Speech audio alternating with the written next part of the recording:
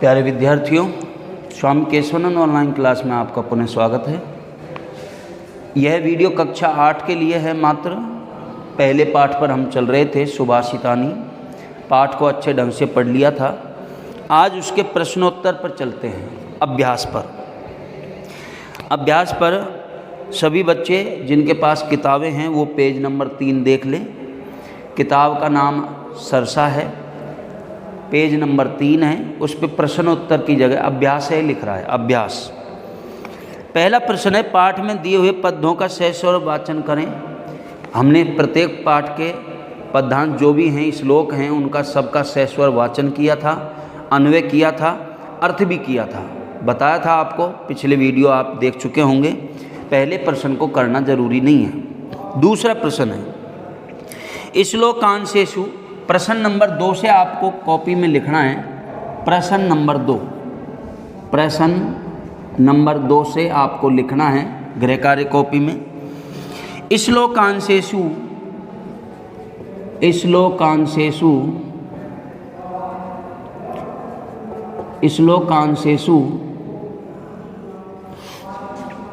रिक्त स्थानी पूर्यत। रिक्त स्थानानि पूर्यत। रिक्त स्थानानि पूर्यत। ये कह रहा है कि श्लोक के अंशों में रिक्त स्थानों की पूर्ति करो। श्लोक के जो भी भाग हैं, टुकड़े हैं या अंश हैं, उनमें रिक्त स्थानों की पूर्ति करनी है। जैसे कै में क्या दे रखा है? समुद्रम आसाद्य। समुद्रम आसाद्य खाली जगह। ये खाली जगह दे रखी है। आपको श्लोक याद होगा तो तुरंत भर सकते हैं। समुद्रम आसाद्य भवन्ते अपेया। भवन्ते अपेया। भवन्ते अपेया, ऐसे ही लिख रहा था। ये खाली जगह हो गई भाई, ठीक है। ख में क्या दे रखा है? खाली जगह वच है मधुर सुक्त रसम। मधुर सुक्त रसम सृजंती। सृजंती। अब ये देख लो पाठ में जो भी श्लोक है, कौन सा श्लोक है, उसमें खाली जगह आप देखकर भी भर सकते हैं। तो खाली जगह में आपको यहाँ पे आएगा श्रुत्वा। क्या आएगा? श्रुत्वा। श्रुत्वा आपको लाइन में दे रखा होगा पंक्ति में, श्रुत्वा वचः मधुर सुक्त रसम सृजंती। अगला है गय।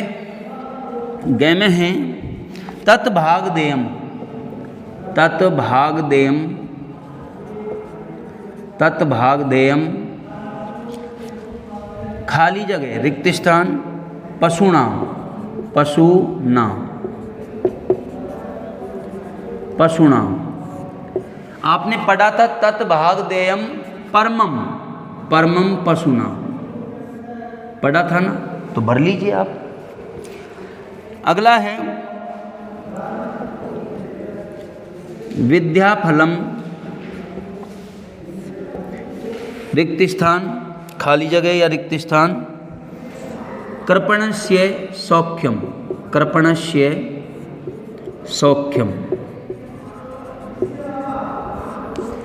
विद्याफलम खाली जगह में आएगा। विद्या का फल किसका नष्ट होता है? तो आपने पढ़ा था ये श्लोक नंबर 3 पे। तो खाली जगह में आ जाएगा व्यसनीन है। व्यसनीन है। व्यसनीन का अर्थ होता है बुरी आदत वाले का। व्यसनीन है खाली जगह में आप भर देंगे। अगला है पौरुषम विहाय। यह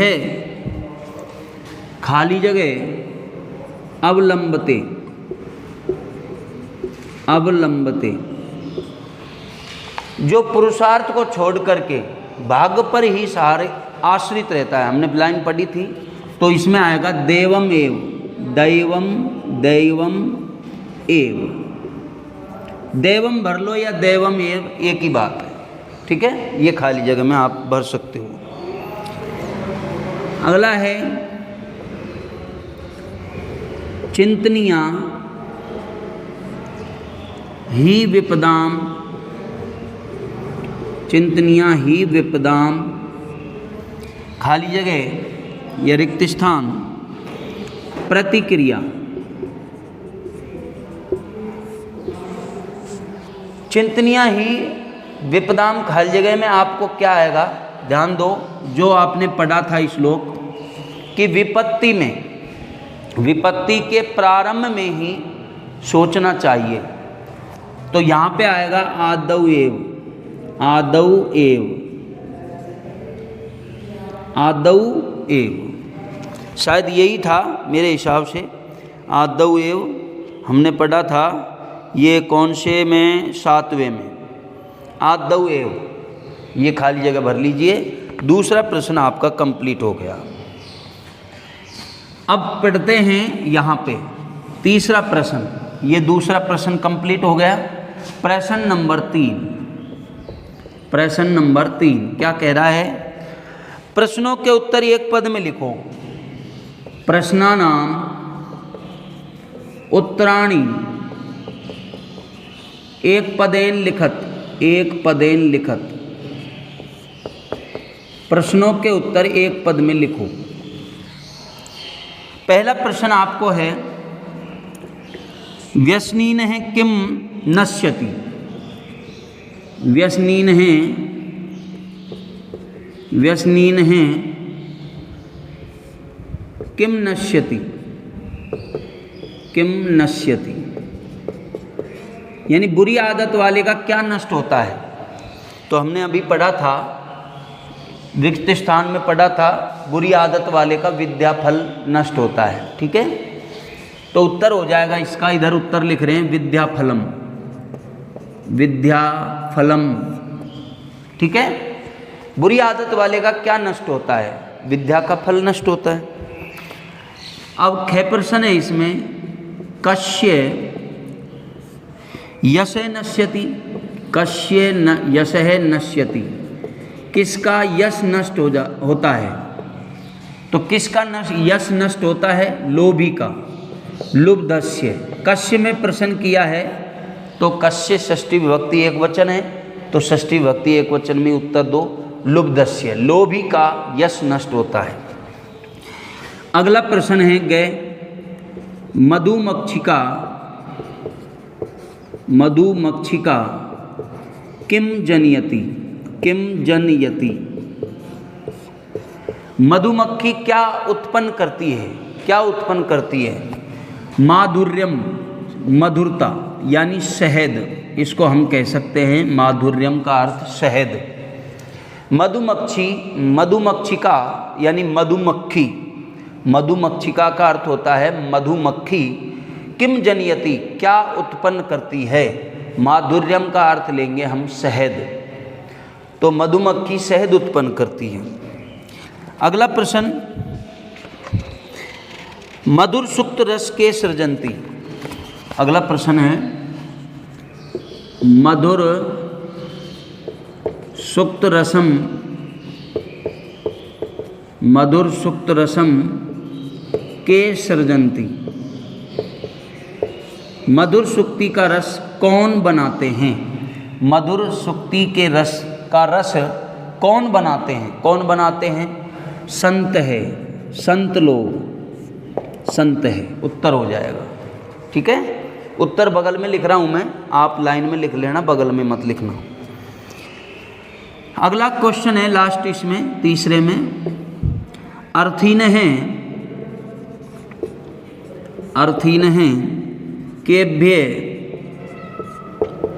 विमुखा न यान्ति, विमुखः न यान्ति,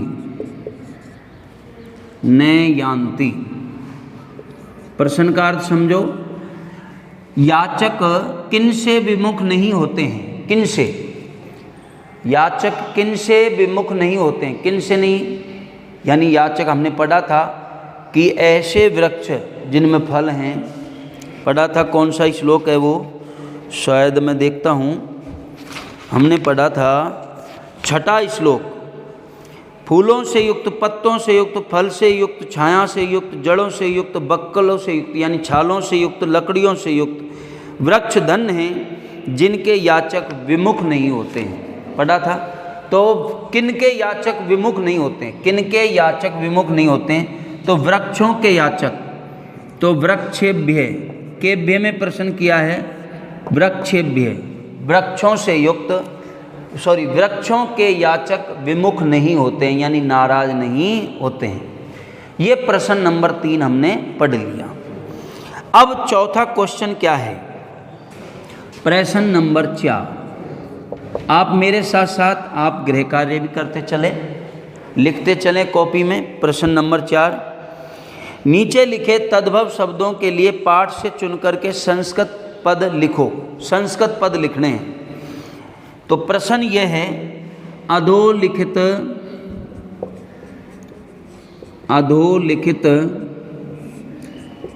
तद्भव शब्दानां कृते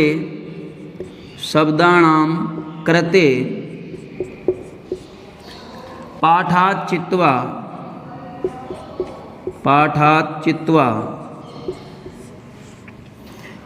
संस्कृत पदानि लिखत।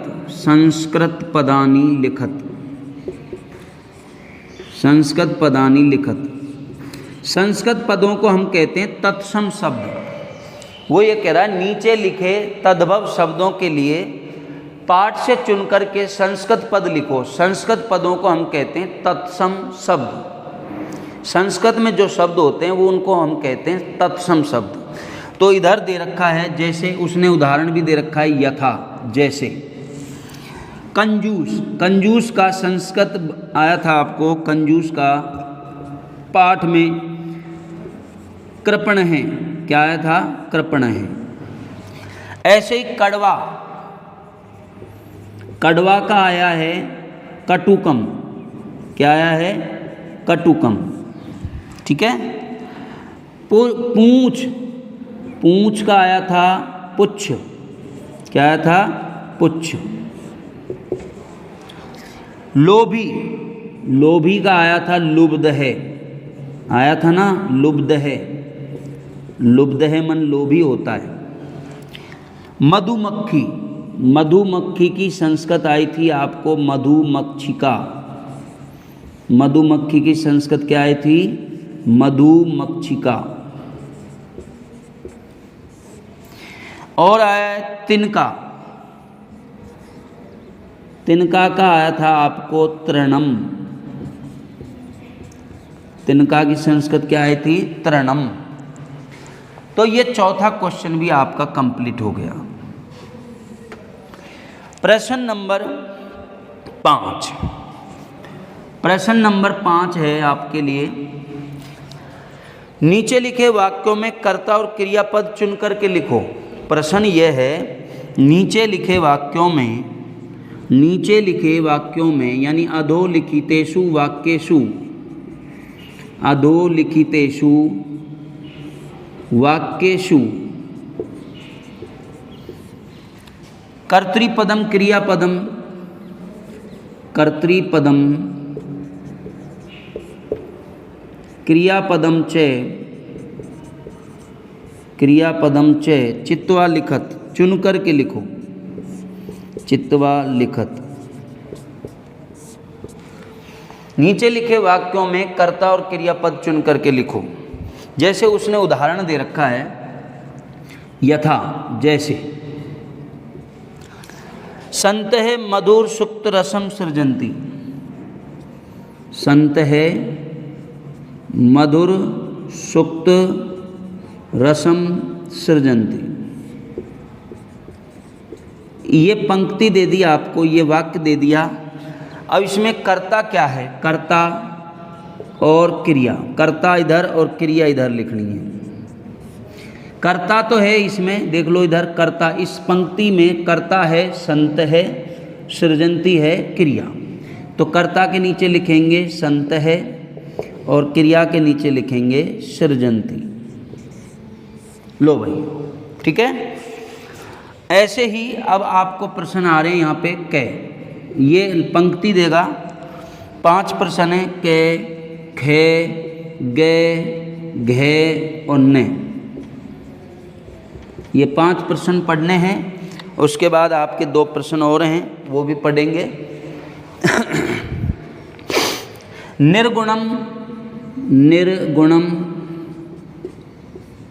निर्गुणम प्राप्य भवन्ति दोषः,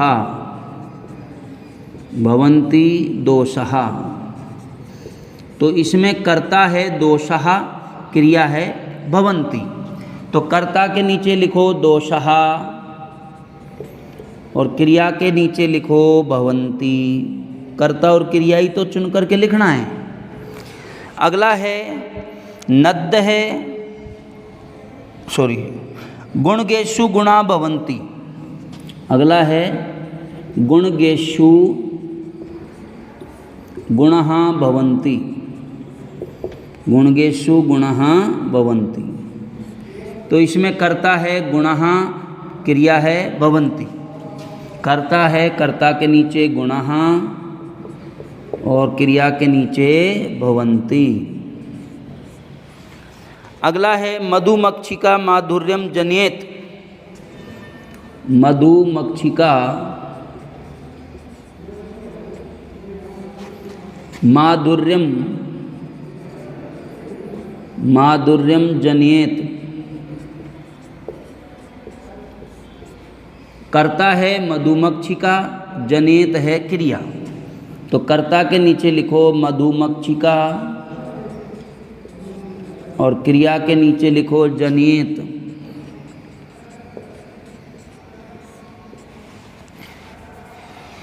आगे पिशुनस्य मैत्री यसे नाश्यति।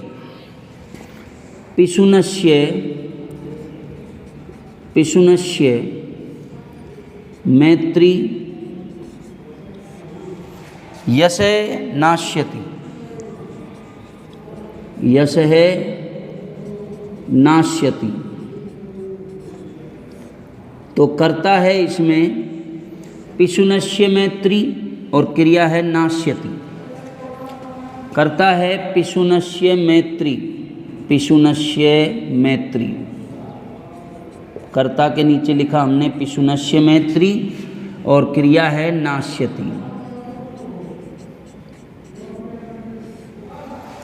लास्ट प्रश्न है इसका, नद्य है समुद्रम आसाद्य अपेया भवन्ति। नद्य है, क्या दिखाई दे रहा है? नद्य है। और थोड़ा सा वीडियो को इधर कर लो, दिख रहा होगा अब तो। नद्य है समुद्रम आसाद्य, समुद्रम आसाद्य अपेयः भवन्ति, अपेयः भवन्ति। तो इसमें कर्ता है नद्य है, क्रिया है भवन्ति। कर्ता है, कर्ता के नीचे नद्य है और क्रिया के नीचे लिखो भवन्ति। हो गया। 5 प्रश्न हमने पढ़ लिए। आप आराम से लिख लो वीडियो को रोक के, ठीक है? जितना आप लिख सकते हो। उसके बाद आप बीट जैसे लिख लेते हो, वीडियो को रोक के, उसके बाद जैसे काम पूरा हो जाए तो वीडियो चालू कर लो, ठीक है भाई? अब हम अगला प्रश्न लेते हैं, मिटा देते हैं आपके लिए। 2 प्रश्न और हैं।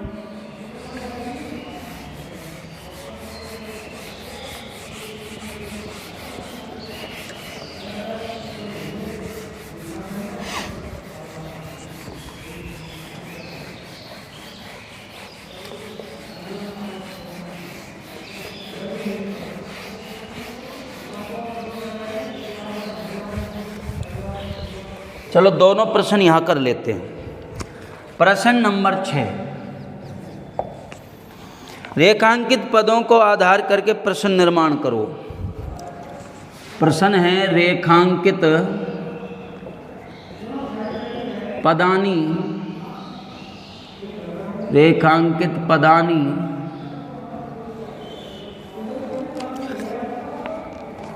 आधृत्य प्रसन्न निर्माणम कुरुत, प्रसन्न निर्माणम कुरुत।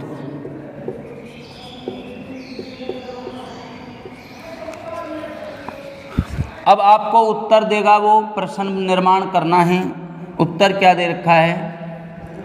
गुणः गुणगेषु गुणः भवन्ति।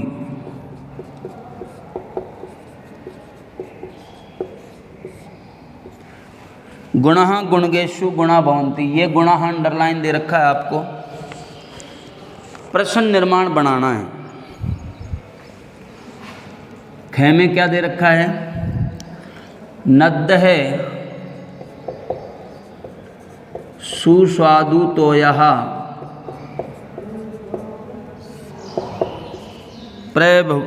भवन्ति, भवन्ति। नद्दः अंडरलाइन दे रखा है।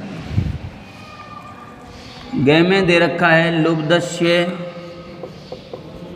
लुब्धस्य यशः नश्यति, यशः नश्यति। लुब्धस्य अंडरलाइन है इसमें। इसमें अगला प्रश्न है, उत्तर है मधुमक्षिका, मधुमक्षिका माधुर्यम एव जनयति, माधुर्यम एव जनयति। इसमें मधुमक्षिका अंडरलाइन है। और लास्ट उत्तर है इसमें तस्य मूर्धनि, तस्य मूर्धनि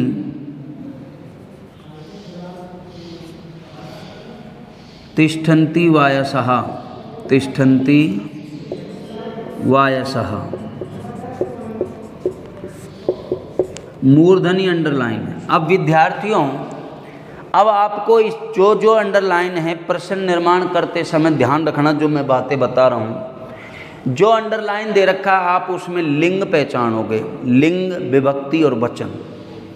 जो आपको अंडरलाइन दे रखा है उत्तर में, उसमें लिंग, विभक्ति और वचन तीन चीज़ें पहचाननी है आपको। किम शब्द पे वही लिंग, वही विभक्ति, वही वचन रखना है, आपका उत्तर सही हो जाएगा। जैसे गुणः पुल्लिंग शब्द है, प्रथमा विभक्ति है, पुल्लिंग है, प्रथमा है, बहुवचन है।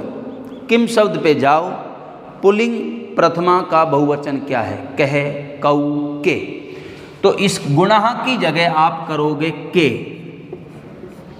बाकी ज्यों का त्यों अंत में प्रश्नवाचक चिन्ह, प्रश्न निर्माण हो जाएगा, ध्यान रखना। गुणः की जगह क्या लिखोगे? के, गुणगेषु गुणा भवन्ति, अंत में प्रश्नवाचक चिन्ह। क्योंकि वो कह रहा है नीचे लिखे पदों को आधार करके, यानी रेखांकित पदों को आधार करके प्रश्न निर्माण करो। हम प्रश्न बना रहे हैं। गुणः पुल्लिंग है, प्रथमा का बहुवचन है, तो के भी पुल्लिंग है, प्रथमा का बहुवचन है। किम शब्द के शब्द रूप आपको याद होने चाहिए। जैसे नद्य, नदी शब्द है, स्त्रीलिंग है, प्रथमा का बहुवचन है। अब स्त्रीलिंग पे जाओ, प्रथमा का बहुवचन किम शब्द में क्या होगा? का, के, कहा। तो नद्य की जगह हम कर देंगे कहा। बाकी ज्यों का त्यों अंत में प्रश्नवाचक चिन्ह। लुब्धस्य पुल्लिंग है, षष्ठी विभक्ति है, एक वचन है। किम शब्द के पुल्लिंग पे जाइए, षष्ठी विभक्ति, एक वचन क्या होगा? कश्य। क्या होगा? कश्य। मधुमक्षिका स्त्रीलिंग है, प्रथमा का एक वचन है, स्त्रीलिंग में जाओ किम शब्द पे, प्रथमा का एक वचन क्या होगा? का। बाकी का ज्यों का त्यों अंत में प्रश्नवाचक चिन्ह। मूर्धनि, ये नपुंसकलिंग शब्द, ध्यान रखना। सप्तमी विभक्ति है, एक वचन। अब नपुंसकलिंग पे जाओ, सप्तमी का एक वचन क्या होगा? कस्मिन, कस्मिन। ठीक है। बाकी ज्यों का त्यों अंत में प्रश्नवाचक चिन्ह। जहां आपको मूर्धनि दे रखा है वहां कस्मिन लिखना है, मधुमक्षिका दे रखा है वहां का लिखना है, लुब्धस्य दे रखा है वहां कश्य लिखना है, नद्य दे रखा है वहां कहा लिखना है, गुणा दे रखा है वहाँ के लिखना है, बाकी का ज्यों का त्यों अंत में प्रश्नवाचक चिन्ह। ठीक है, अब प्रश्न नंबर 7 आ रहा है आपका, लास्ट प्रश्न है, कंप्लीट हो जाएगा ये। वो ये कह रहा है उदाहरण के अनुसार पद पद अलग करो। उदाहरणम अनुसारम, उदाहरण अनुसारम, उदाहरण अनुसारम पदानि पृथक कुरुत, पदानि पृथक कुरुत, पद अलग करो। उदाहरण क्या दे रखा है, जैसे उसने दे रखा है, जैसे यथा, जैसे समुद्रम आस्वाद्य, समुद्रम आस्वाद्य। अब इसको कैसे उसने अलग किया है, समुद्रम अलग प्लस आसाध्य अलग, आसाध्य अलग, ऐसे करते चलो। जैसे उसने दे रखा है माधुर्यम, माधुर्यम, माधुर्यम एव, माधुर्यम एव, तो माधुर्यम अलग और एव अलग कर दिया। अल्पम एव, अल्पम एव ये दे रखा है, अल्पम अलग करो, एव अलग करो। जैसे सर्वमेव, सर्वमेव दे रखा है, सर्वम अलग कीजिए, एव अलग कीजिए। देवम एव दे रखा है, दैवम एव, दैवम अलग करो, एव अलग करो। महात्मनाम, महात्मनाम उक्ति ऐसे दे रखा है, महात्मनाम उक्ति, इसको अलग करो, महात्मनाम धन उक्ति, इस तरह से। लास्ट है विपदाम आदौ एव, विपदाम आदौ एव ये दे रखा है, विपदाम आदौ एव, इसको अलग कीजिए, विपदाम धन आदौ धन एव, इस तरह से अलग करें। ठीक है, ये आपका पहले पाठ के प्रश्नोत्तर कंप्लीट हो गए। इसमें और कुछ करने लायक है नहीं। अब अगले पाठ के साथ हम उपस्थित होंगे नेक्स्ट वीडियो में। अब ये वीडियो आप रोक करके आराम से प्रश्नोत्तर कर सकते हो। ठीक है, आज के लिए धन्यवाद।